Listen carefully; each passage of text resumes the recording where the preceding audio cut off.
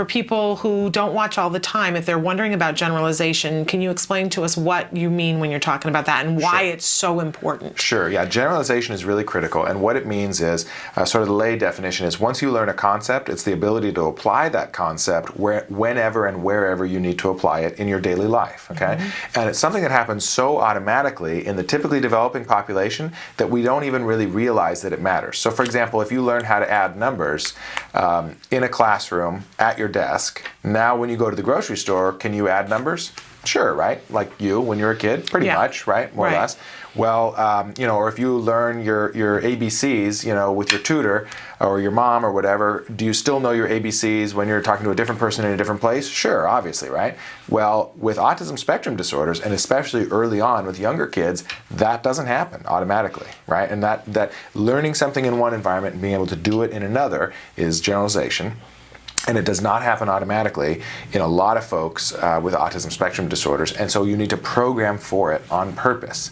In other words, you need to take steps to ensure that your child is able to apply what they learned across all aspects of his or her life. And the key way to do that is practicing, imagine that, practicing what he or she learned across all aspects of their lives.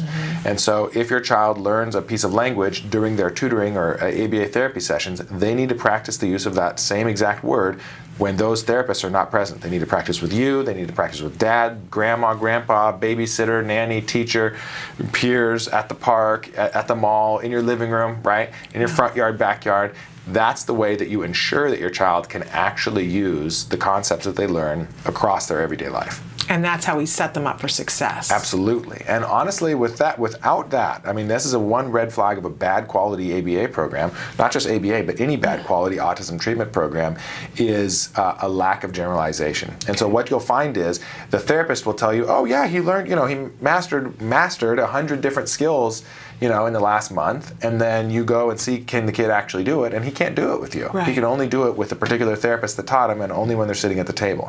Which in other words means he didn't learn anything at all. Right. Really important that we make sure that our kids can do these skills in all different kinds of settings with all kinds of people. Otherwise, they won't be able to actually use the skills when they need to in their life. What's the point? We're wasting the kids' time.